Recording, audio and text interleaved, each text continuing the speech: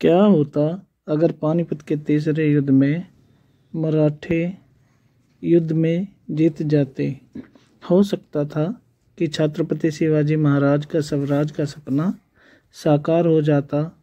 Maratha umpire के निशाने पर अहमद शाह अब्दाली के बाद अंग्रेज आते, जो कि बंगाल में अपनी नींव मजबूत कर रहे थे।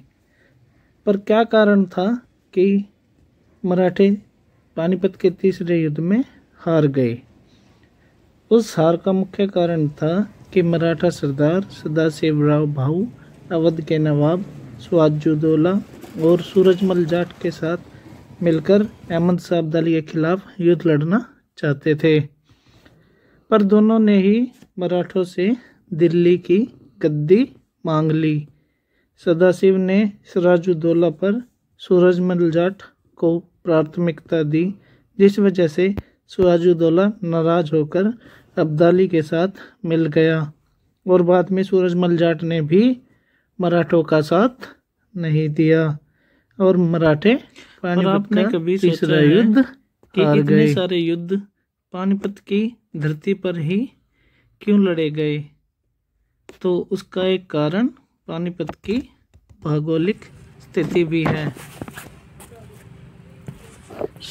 राम राम इंटरनेट, राम राम आप सभी वीडियो देखने वालों को पानीपत की इस ऐतिहासिक धरती से, जो कि हरियाणा का एक महत्वपूर्ण ज़िला है और मैं भी पानीपत से बिलोंग करता हूँ। तो समय था 14 जनवरी 1761 पानीपत के तीसरे युद्ध का, जो कि 1761 में अहमद शाह अब्दाली और सदाशिवराव भाऊ के बीच लड़ा गया। सदाशिव जो मराठा आर्मी का नेतृत्व कर रहे थे और अफगान सेना का नेतृत्व अहमद शाह अब्दाली कर रहा था। कारण नंबर 2, पानीपत से दिल्ली की नज़दीकी। दिल्ली उस टाइम पर पावर का केंद्र बिंदु थी। मध्य एशिया और अफगानिस्तान से आने वाले आक्रमणकारियों को दिल्ली पहुंचने के लिए पानीपत की धरती से होकर गुजरना पड़ता था। मैदानी इलाका होने की वजह से यहाँ जंगलों का अभाव था, जिस वजह से सरप्राइज अटैक मराठा सैनिकों पर नहीं हो सकता था। जहाँ पानीपत के पहले युद्ध में भारत में मुगल साम्राज्य की नींव रखी, वहीं पानीपत के दूसरे युद्ध में, जो 5 नवंबर 1556 को अकबर और हेमचंद्र विक्रमादित्य के बीच लड़ा गया, इस युद्ध में सम्राट हेमू ने मुगलों को हराकर दिल्ली के सिंहासन पर विराजमान हुए और राज्य अभिषेक के दौरान अपना नाम राजा विक्रमादित्य रखा। पर जब अकबर की ओर से उसके सेनापति बैराम खान को पता चला कि आगरा और दिल्ली उसके हाथ से निकल चुके हैं, तो उसने 1561 में पानी के मैदान में हेमू का सामना किया। इस युद्ध में हेमू की सेना का नेतृत्व स्वयं हेमू ने किया और वहीं दूसरी ओर अकबर की सेना का नेतृत्व बैरम खान और महमूद खान ने किया। युद्ध के मैदान के दौरान हेमू की आंख में तीर लगने की वजह से वह हाथी से नीचे गिर गया और हाथी पर अपने सम्राट को न देखकर हेमू की सेना में भगदड़ मच गई। इस युद्ध में हेमू को बंदी बनाकर अकबर के सामने पेश किया गया, जहां अकबर ने हेमू की गर्दन धड़ से अलग कर दी। अभी जो आप इसी युद्ध में ये हरा भरा मैदान की उपाधि दी गई झील का स्थान देख रहे हैं, ये पानीपत के तीसरे युद्ध का युद्ध मेमोरियल है, जिसे वर्तमान में कालेआम के नाम से जाना जाता है। ये मेरे शहर पानीपत में स्थित है। तो तीसरे लड़ाई में पानीपत की इस भीषण युद्ध में जान माल का दोनों ओर से काफ़ी नुकसान हुआ। इतिहासकारों के अनुसार इस युद्ध में 30,000 मराठा और 23 से 24,000 पठान सैनिक मारे गए थे। पशुधन अर्थात युद्ध में शामिल हाथी और घोड़े व अन्य पशुओं को भी काफ़ी तादाद में मृत्यु का सामना करना पड़ा। युद्ध के आज 263वां या 64वां साल बाद भी मराठा समाज इस हार को कभी भूल नहीं पाया। अब्दाली के साथ इस युद्ध में महाराष्ट्र का कोई घर ऐसा नहीं था जिसमें कोई व्यक्ति शहीद ना हुआ हो या घायल ना हुआ हो। युद्ध की एक हार का कारण ये भी माना जाता है कि सदाशिव भाऊ को पेशवा बाजीराव ने रघुनाथ राव, मल्हार राव होलकर और महाश्री सिंधिया के ऊपर वरीयता दी, जबकि सदाशिव राव भाऊ को उत्तर में युद्ध करने का कोई अनुभव नहीं था, जबकि उन तीनों को उत्तर में युद्ध करने का काफ़ी अनुभव था। युद्ध के बाद खुद अहमद शाह अब्दाली ने मराठों को वीर और सच्चा देशभक्त बताया था। यहाँ पर इब्राहिम खान गारदी का जिक्र करना भी जरूरी है, जो कि गारदी सेना का प्रमुख था और उसने मराठों का साथ दिया, जबकि दोआब के अफगान रोहिल्ला और अवध के नवाब सिराजुद्दौला ने अब्दाली का साथ दिया था। यह लड़ाई दिल्ली से लगभग 98 किलोमीटर दूर अर्थात उस समय 60 मील दूर पानीपत के मैदान में लड़ी गई थी। बालाजी राव दो फ्रंट पर युद्ध लड़ रहे थे, साउथ में निजाम और नॉर्थ में अब्दाली, जबकि यही मराठों की पहली गलती थी, एक साथ दो फ्रंट पर युद्ध करना। अहमद शाह जैसे लड़ाके की बात हो तो उसने 5 बार भारत पर आक्रमण किया और उसने दिल्ली को 1 महीने तक जी भरकर लूटा। पानीपत में जब जब लड़ाई हुई है तब तब भारत का भाग्य बदला गया। 14 जनवरी 1761 में जब मराठों और अहमद शाह अब्दाली की लड़ाई पानीपत के मैदान में हुई तो भारत का भाग्य अंग्रेजों के हाथ में चला गया। कहते हैं कि अगर पानीपत की तीसरी लड़ाई मराठे नहीं हारते तो भारत पर कभी भी किसी विदेशी ताकत का कब्जा नहीं होता और पूरे भारत में केसरिया परचम लहराता। इस लड़ाई में मराठों ने 3 गलतियां की थी। इन गलतियों की वजह से पूरे भारत को जीतने वाले मराठे पानीपत के युद्ध में अहमद शाह अब्दाली से हार गए। एक दिन में ही ये लड़ाई हारने वाले मराठे अपनी बड़ी सेना का नुकसान करा बैठे थे और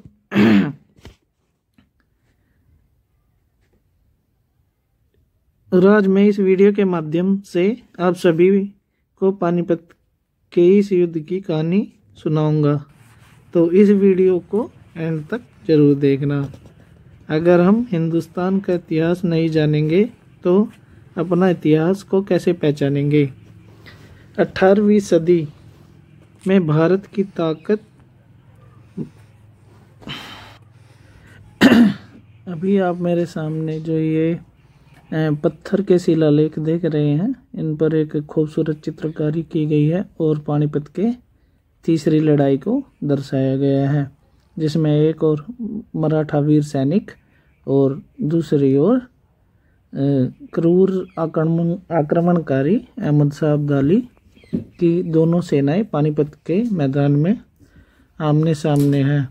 आप थोड़ा ध्यान से देखोगे तो इसमें हाथी, घोड़े, घुड़सवार सैनिक, पैदल सैनिक और तोपखाने, बंदूकें ताने एक दूसरे के सामने दोनों सेनाएं पानीपत के मैदान में युद्ध कर रही हैं।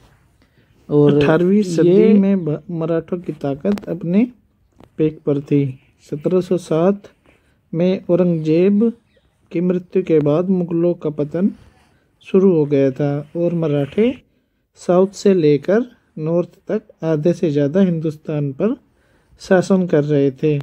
साउथ में पेशवा बालाजी राव और उनके नेता कर्नाटक के क्षेत्र को जीत चुके थे, वहीं नॉर्थ में उन्होंने दिल्ली और पंजाब को जीत लिया था।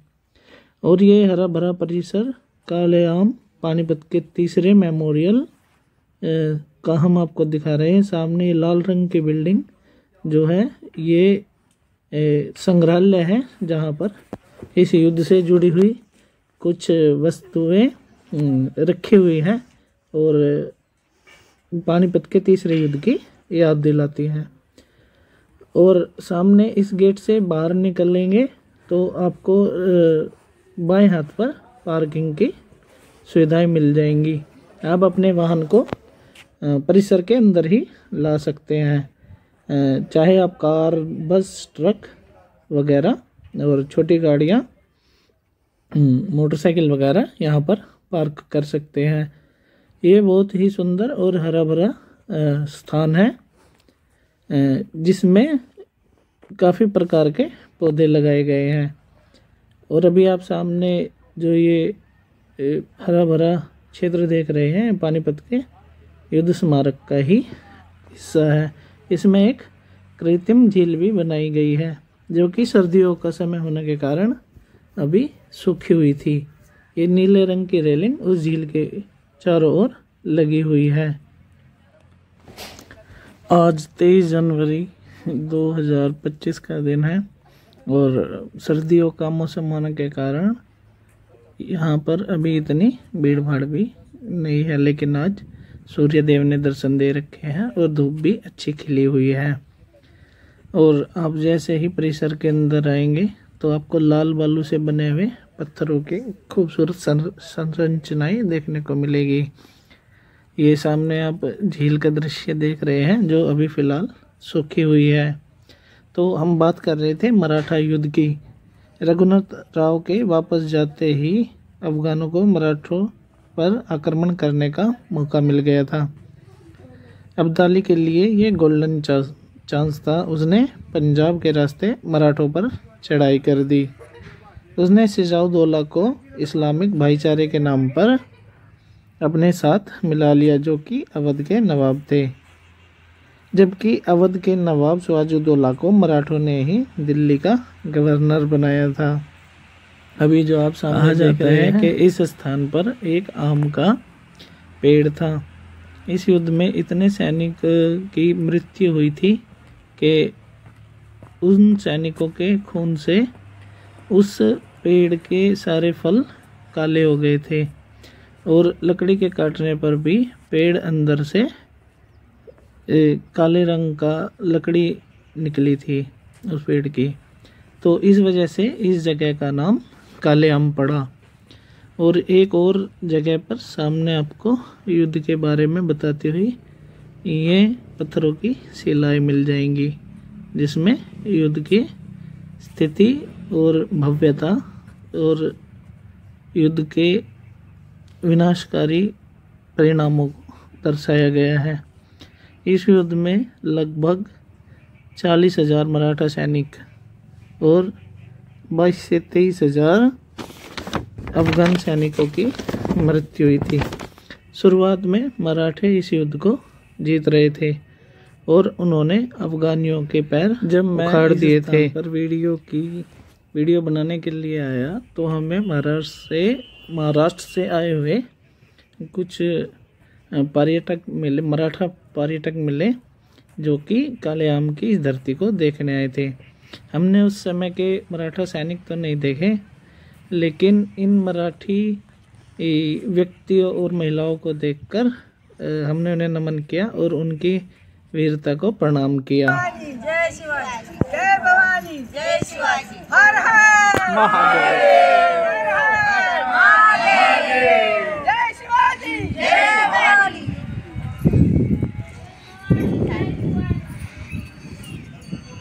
जय शिवाजी, जय भवानी, जय शिवाजी, जय भवानी, जय शिवाजी, जय भवानी, हर हर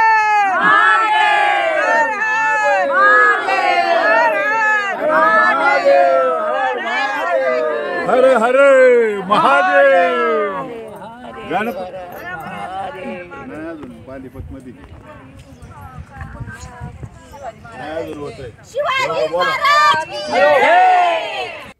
अभी आप मेरे सामने ये उबराखेड़ी खेल स्टेडियम देख रहे हैं। यहाँ इस स्थान पर पहुँचने के लिए आपको सबसे पहले जो ये सामने से रास्ता आ रहा है, अगर आप उत्तर प्रदेश की ओर से आ रहे हैं शामली कैराना होते हुए, आपको सोनौली से हरियाणा के अंदर एंट्री कर रहे हैं यमुना पुल से, तो इस ओर से आते हुए आपको बुराखेड़ी गांव पड़ेगा और उसी के सामने आपको ये गेट बनाई दिखाई देगा जिस पर शौर्य दिवस अभी 14 जनवरी को मनाया गया था और महाराष्ट्र के मुख्यमंत्री भी आए थे। और ये पानीपत की ओर से आने वाला रास्ता है और ये बुराखेड़ी गांव की ओर जाने वाला रास्ता है और ये बुराखेड़ी गांव का स्टेडियम है। तो इसी के बिल्कुल सामने से आपको गेट के अंदर से होते हुए काले आम का एक सबसे बड़ी रास्ता मिल जाएगा। और थी जब सदाशिव भाव ने पंजाब के लिए कूच किया तो उसने अपने साथ महिला और बच्चों को भी ले लिया। जाट राजा सूरजमल ने उन्हें समझाया कि इतने तामझाम से आगे दिक्कत हो सकती है और महिला और बच्चों को चंबल नदी के पास छोड़ दो, लड़ाई में मदद मिलेगी। लेकिन सदाशिव भाव ने उनकी सलाह को ठुकरा दिया और कहा जाता है कि उनकी 60,000 की सेना के साथ 1 लाख लोग ऐसे थे जिन्हें युद्ध लड़ना ही नहीं आता था। ये लोग फैमिली मेंबर थे और साथ साथ तीर्थ यात्रा पर निकले हुए लोग थे। आगे उन्हें इब्राहिम खान गारदी का साथ मिला जिनके पास फ्रांसीसी राइफल और फ्रांसीसी सेना से ट्रेंड 8,000 सैनिक थे। जब मराठी दिल्ली पहुंचे तो यहीं से युद्ध की शुरुआत हुई। पहले तो मराठों को अब्दाली पर जीत मिली। उन्हें हरियाणा के कुंजपुरा में अब्दाली के किले को समाप्त कर दिया और इसके बाद मराठे किले पानीपत के मैदान की ओर बढ़े। मराठों ने किले के कमांडर कुतुब शाह को 10,000 अफगान सैनिकों के साथ कत्ल कर दिया। कुतुब शाह का कटा हुआ सर लेकर मराठों ने जीत का जश्न मनाया। विश्वास राव को मरता देखकर सदाशिवराव भाऊ ने अपने हाथी से उतरकर घोड़े पर सवार होकर उनके पास पहुंचे। हाथी पर सदाशिव भाऊ राव को न देखकर मराठा 4 बजे सेना में भगदड़ युद्ध को हार चुके थे। जय हिंद, जय हरियाणा, जय Bharat. Thanks for watching. Her her Mahadev.